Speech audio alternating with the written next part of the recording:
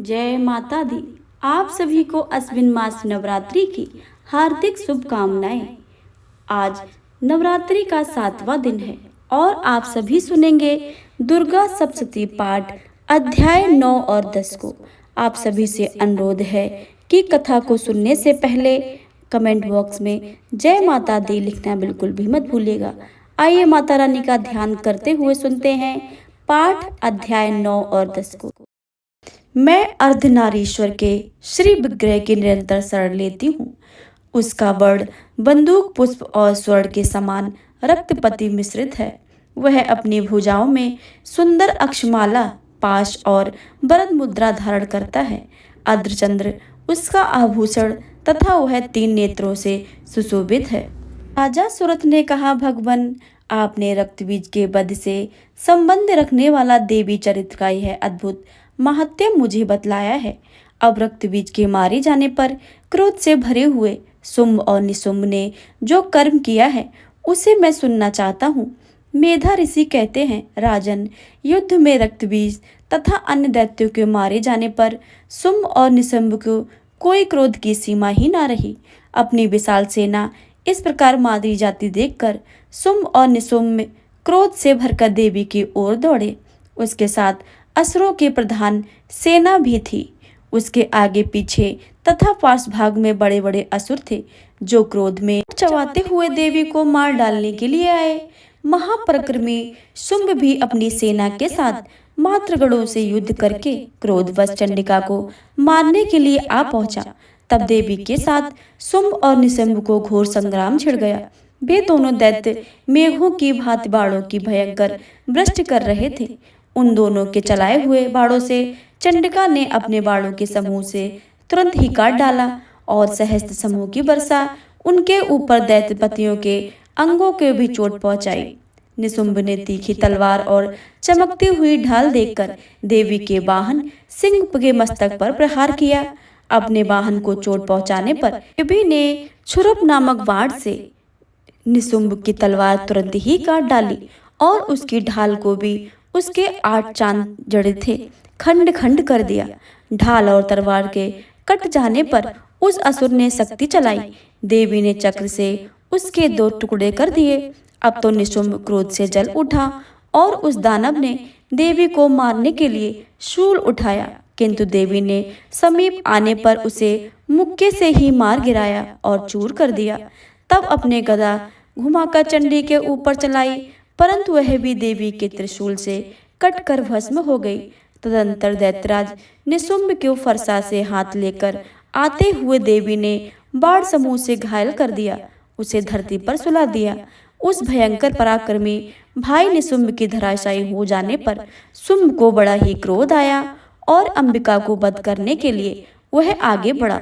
रथ पर बैठे बैठे ही उत्तम आयुधों से सुशोभित अपनी बड़ी बड़ी 8 अनुपम भुजाओं से समूचे आकाश को ढककर वह अद्भुत शोभा पाने लगा। उसे आते देखकर देवी ने शंख बजाया और धनुष की प्रत्यंचा खींचकर गर्जना की। साथ ही अपने घंटे के शब्द से जो समस्त असुर सैनिक को तेज नष्ट करने वाला था, संपूर्ण दिशाओं को व्याप्त कर दिया। अंतर सिंह ने भी अपनी दहाड़ से, जिसे सुनकर बड़े बड़े गजराजों का महान मदचूर हो जाता, आकाश, पृथ्वी और 10 दिशाओं को गुंजा दिया। फिर काली ने आकाश में उछलकर अपने दोनों हाथों से पृथ्वी पर आघात किया। उससे ऐसा भयंकर शब्द हुआ जिससे पहले के सभी शब्द अशांत हो गए।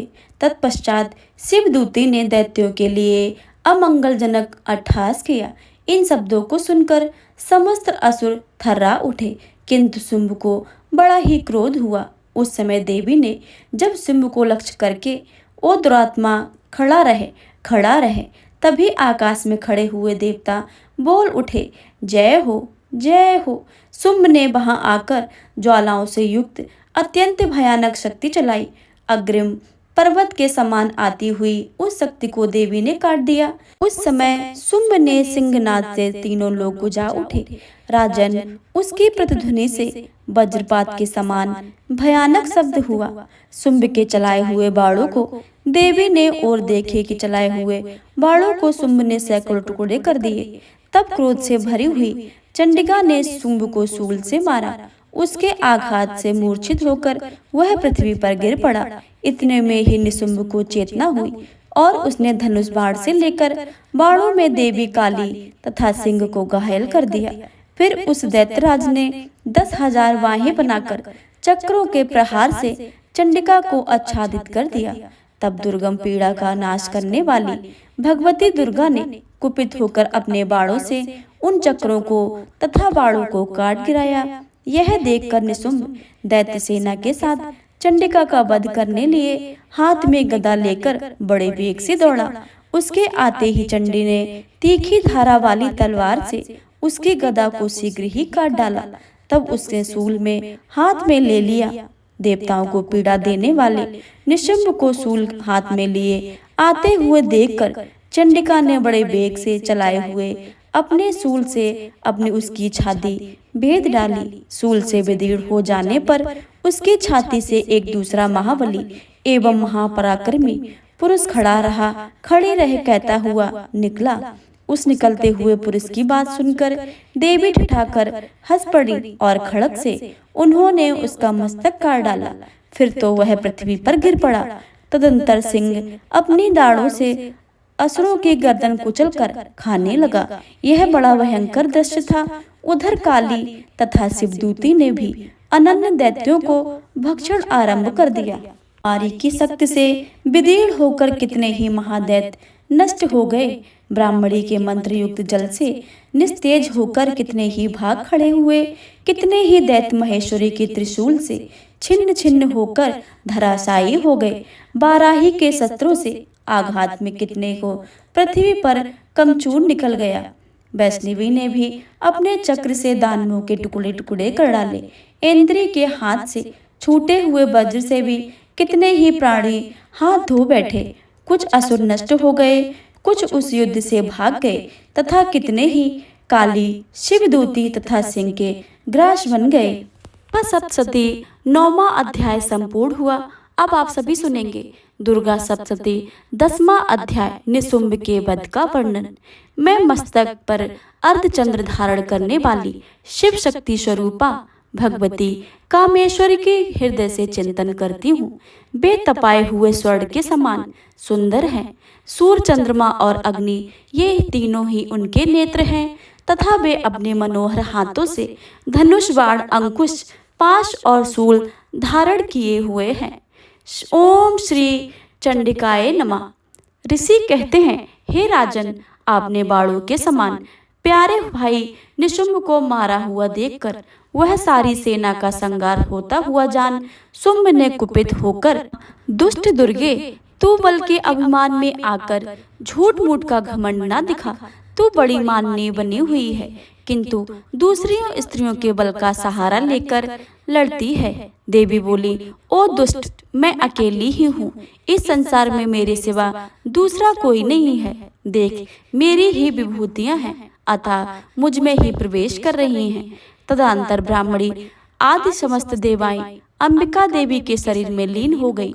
उस समय केवल अंबिका देवी ही रह गई। देवी बोली, मैं अपनी ऐश्वर्य शक्ति से अनेक रूपों में यहाँ उपस्थित हुई थी। अब उन रूपों को मैं अपने समेट लिया है। अब अकेली ही युद्ध में खड़ी हूँ, तुम भी स्थिर हो जाओ। ऋषि कहते हैं, तदंतर देवी और शुंभ दोनों में सब देवताओं तथा दानवों के देखते देखते भयंकर युद्ध छिड़ गया। बाणों की वर्षा तथा तीखे शस्त्रों एवं दारुण अस्त्रों के प्रहार के कारण उन दोनों का युद्ध सब लोगों के लिए बड़ा ही भयानक प्रतीत हुआ। उस अंबिका देवी ने जो सैकड़ों दिव्य अस्त्र छोड़े, उस दैत्यराज शुंभ ने उनके निवारक अस्त्रों द्वारा काट दिए गए। इस प्रकार शुंभ ने जो दिव्य अस्त्र चलाए, उसे परमेश्वरी ने भयंकर हुंकार शब्द के उच्चारण आदि द्वारा खेल खेल में ही नष्ट कर दिए। तब उस असुर ने सैकड़ों बाणों से देवी को आच्छादित कर दिया। यह देख क्रोध से भरी हुई उन देवी ने बाण मारकर उसका धनुष काट दिया। धनुष कट जाने पर फिर दैत्यराज ने शक्ति हाथ में ली, किंतु देवी ने चक्र से उसके हाथ की शक्ति को भी काट गिराया। तत्पश्चात दैत्यों के स्वामी शुंभ ने 100 चांद वाली चमकती हुई ढाल और तलवार हाथ में लेकर समय देवी पर धावा कर दिया।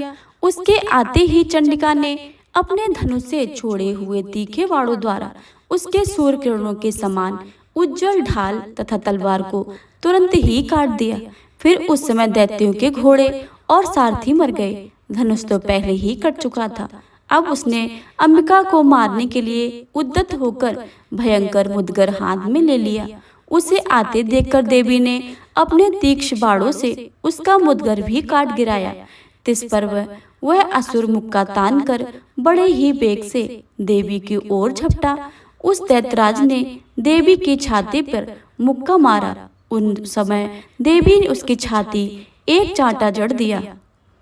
देवी का थप्पड़ खाकर दैत्यराज शुंभ पृथ्वी पर गिर गया, किंतु पुनः साहस पूर्ववत होकर खड़ा हो गया। फिर वह उछला और देवी को ऊपर ले जाकर आकाश में खड़ा हो गया। तब चंडिका आकाश में भी बिना किसी आधार के शुंभ के साथ युद्ध करने लगी। उस समय दैत्य पर चंडिका आकाश में एक दूसरे से लड़ने लगे। उनका वह युद्ध सिद्ध और मुनियों को विस्मय में डालने वाला था। फिर अंबिका ने शुंभ के साथ बहुत देर तक युद्ध करने के पश्चात उसे उठाकर घुमाया और पृथ्वी पर पटक दिया। पटके जाने पर पृथ्वी पर आने के बाद वह दुष्ट आत्मा दैत्य पुनः चंडिका का वध करने के लिए उनकी ओर बड़े बेग से दौड़ा। समस्त दैत्यों ने राजा शुंभ को अपनी ओर आते देखकर देवी ने त्रिशूल से उसकी छाती छेद करके उसे पृथ्वी पर गिरा दिया। देवी के शूल की धार से घायल होने पर उसके प्राण पखेरु उड़ गए और वह समुद्र, द्वीपों तथा पर्वतों सहित समूची पृथ्वी को कपाता हुआ भूमि पर गिर पड़ा। उस दुरात्मा के मारे जाने पर संपूर्ण जगत प्रसन्न एवं पूर्ण स्वस्थ हो गया और आकाश स्वच्छ दिखाई देने लगा। पहले जो उत्पात सूचक मेघ और उल्कापात होते थे वे सब शांत हो गए तथा उस दैत्य के मारे जाने पर नदियां भी ठीक मार्ग से बहने लगी। उस समय शुंभ की मृत्यु के बाद संपूर्ण देवताओं को हृदय हर्ष से भर गया और गंधर्वगण मधुर गाने गाने लगे। दूसरे गंधर्व बाजे बजाने लगे और अप्सराएं नाचने लगी। पवित्र वायु बहने लगी। सूर्य की प्रभा उत्तम हो गई। अग्निशाला की बुझी हुई आग अपने आप प्रज्वलित हो उठी और संपूर्ण दिशाओं के भयंकर शब्द शांत हो गए। दुर्गा सप्तशती 10वां अध्याय संपूर्ण हुआ। अगर आपको यह पाठ अच्छा लगे तो वीडियो को लाइक करें, शेयर करें, कमेंट बॉक्स में जय माता दी लिखना बिल्कुल भी मत भूलिएगा। चैनल पर अगर नए आए हैं तो चैनल को सब्सक्राइब करके बेल आइकन को जरूर दबा लें ताकि आने वाली सभी वीडियो की जानकारी सबसे पहले आपके पास पहुंचे। जय माता दी।